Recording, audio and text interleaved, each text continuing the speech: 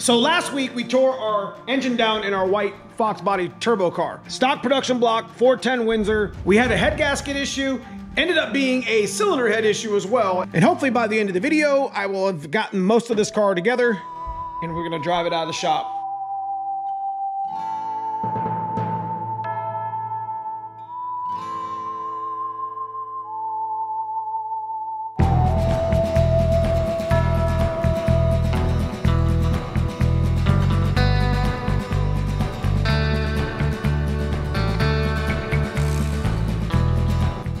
We ended up cleaning up a lot of the gasket surfaces on the intake. We're just gonna pretty much install it. We're not gonna worry about the injectors. We were gonna have them cleaned or whatever, but we don't have time for that right now. We ended up cleaning up the cylinders really good, getting all the junk and getting this stuff cleaned up to just pretty much ready for assemble. I'm gonna set up a table here. I'm gonna show you what stuff that we got going on. Okay, so here's some of the new stuff that I got. Obviously, I like to run with these copper gaskets. They work pretty good. Normally I just put high heat on them, but I like them. I run them anyways. Got another set of head studs that we're gonna go ahead and reinstall. Kinetic 60 thou gaskets that I ordered. These will be nice.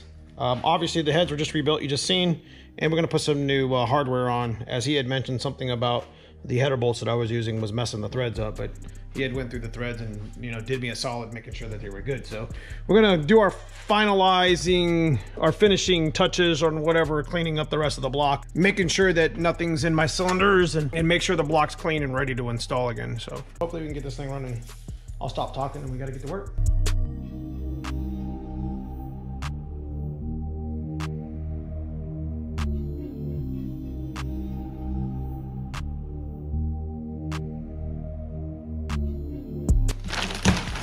Some of this stuff I won't be reusing. We will just go ahead, we just changed those plugs, so we will go ahead and put those plugs back in, and then obviously we're gonna reuse our rocker system and clean everything up and our distributor. So I'm excited to see how well this car responds to this. We're gonna have to adjust the tune and take it on the street. Time to get busy. It's about 7 o'clock at night. We'll keep you updated.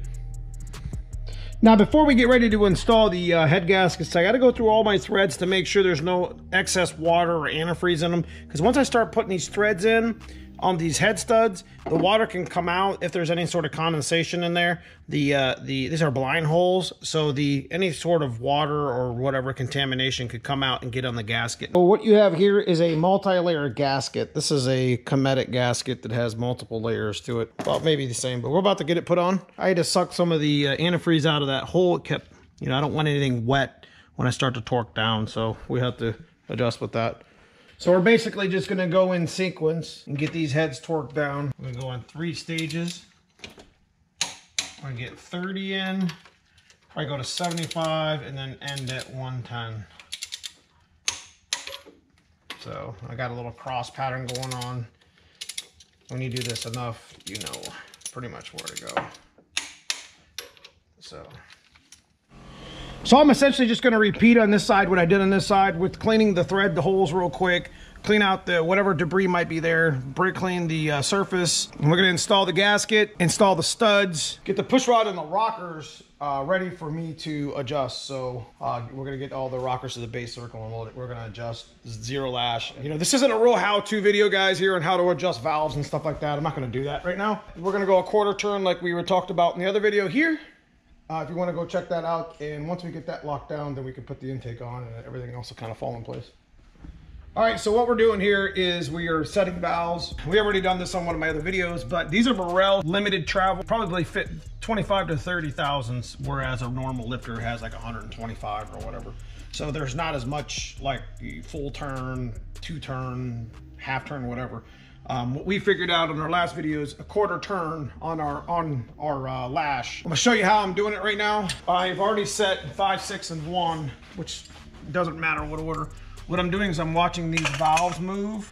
Now on number 3, excuse me, number 2.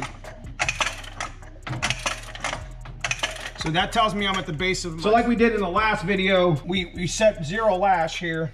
Basically, my push rod doesn't, you know, we're moving it a little bit, but if I move the adjustment nut, it'll stop moving. That's 0 lash. And we have already know how much travel these Morels take, these short throws, to set my valve train. So we're gonna go a 1/4 turn, which is, my wrench is pretty much at 12 o'clock. We're gonna go right to 3. We know that's all that lifter wants to adjust. And then we're gonna take this lock down. I'm only gonna show you one, I'm not gonna show you them all. We're gonna lock it and hold it. And that's all it is, it's adjusted now. So for my setup, this is what we do. Naturally, if you have normal, regular lifters, you might get a full turn out of them, but you don't know how much travels in your lifter.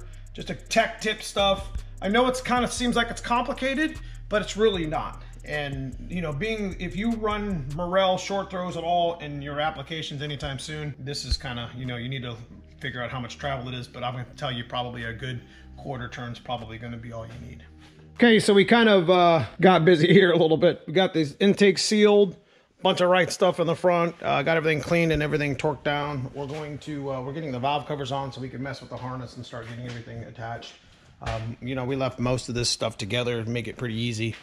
We're not too far away, a couple hours away from firing it up. We got to get some distilled water and put some distilled water in it. You know, we're not going to put a bunch of exhaust gasket sealer on because we're going to be taking this back apart, or at least the turbo kit, so I can retorque the heads in a week or two and get as much longevity as it. So I'm not going to turn the car up to past 15 pounds until that happens. But got to heat cycle everything. Hopefully, guys, when you take stuff like this apart, there's a lot of things that could get us caught up. You know, a fuel line leak, an intake gasket leak. There's a lot of things that could get messed up right now. We're gonna continue hammering down, and you know, we'll be firing this motor up on this video. All right, guys, so we got most of the motor together, as you can see. We still got the turbo header to put on and the crossover, but it's pretty much ready to fire. We went and bought 4 gallons of distilled water because I was told that distilled water is what you use in this sort of stuff. So, all right, guys, sometimes you just gotta walk away when things just aren't going your way.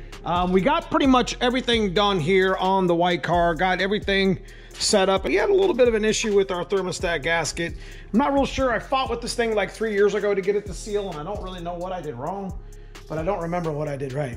That's pretty much where we're at. We got some spark plugs to still put in on this side and do some looming or whatever with our spark plug wires, but we're really close to just, you know, getting the power put on the battery and making sure our fuel lines are sealed still, in firing the car up. And then we're heading to the dyno. Looks like we're not gonna get any, obviously it rained today really bad, so you know, we weren't gonna get any test hits today anyway. Did some tech tips in there, maybe to help somebody with the head gaskets and such, if you're doing that sort of thing with your head studs. It's not a perfect setup, guys, but it freaking worked. You know, we're gonna get it running again. And okay, absolute first fire. I have not fired this engine at all yet. See, holding the header nice and cold. Have not fired this. So got everything hooked up. This is the very, very first start since we've rebuilt the heads. So you guys get to see it right here first. All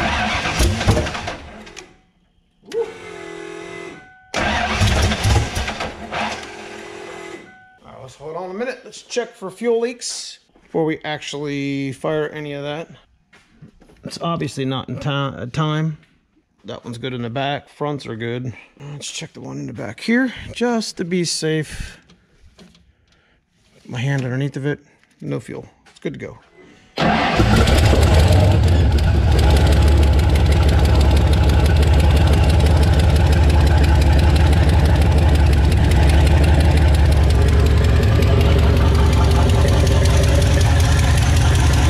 Got a big exhaust leak over there. There's always stuff that never goes according to plan. Car was running like shit. But let me explain why. We had 3 issues. One was a header exhaust leak, which was very bad. As we started actually getting the car to run, we popped a fuel leak right here because these fittings are very sensitive to any sort of scraping and scratches. You know, our old fitting, which is no longer with us here, had a scratch on it, and I kind of knew that something might happen, so I kept a close eye on it.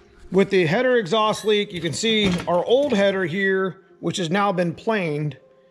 Look how much it was leaking on this gasket, which was kind of surprising because this was the passenger side that had the turbo. Regardless, we had this planed. We were about to put this on, and we noticed that the other extra one that we had from another kit, look how much bigger the ports were compared. It's almost like these were for like a GT40 stock motor, and these were actually for like an aftermarket aluminum head. So what we did here at the shop is we decided to start switching these headers over, since obviously that header had been warped for a long period of time. We planed this one on the actual flanges. Everything looks good. We're gonna end up putting that other one on here very soon when we retorque the heads and actually maybe get a little more flow out of our kit. Now, to our final problem that we had, I have literally beat the shit out of the trick flow balancer. And we actually ended up buying a Summit one thinking that our balancer didn't have any marks on it. Trick flow and Summit balancers almost identical. But our problem was we couldn't figure out where our timing marks were. These balancers have 3 different timing marks. Both are in the front. The small block Ford one's in the back. And it makes it really difficult to figure out timing. I'm gonna show you what my balancer looked like. The trick flow balancer, they're pretty much the same exact thing I just showed you. You can see all the marks that we had to put on it. We could not find the marks and we were on the actual wrong mark set when that motor was fired just a second ago. So we're good to go now. There's always something, you know, it never goes as planned when you're putting things back together. Things like this catch you up. You just got to have a little bit of patience and a little bit of motivation to get this shit done. There's always going to be things that are going to come up when you're putting stuff together, especially when you're doing a major overhaul. But we did get most of it back together. Seems like it runs pretty good. We had to adjust the crossover for the new header as we had a little bit of a gap here. But outside of that, guys, I'm real happy with it. We're going to be taking it for a ride next in our next video, and we're actually taking it to the track as we are on a crunch time to get to the racetrack. So stick around. I appreciate everybody for watching. If you enjoy this sort of content, leave me a thumbs up, a comment below. Consider subscribing if you haven't. Check that join button out and get exclusive content to the channel. Appreciate all my channel members. See you guys soon in the next video.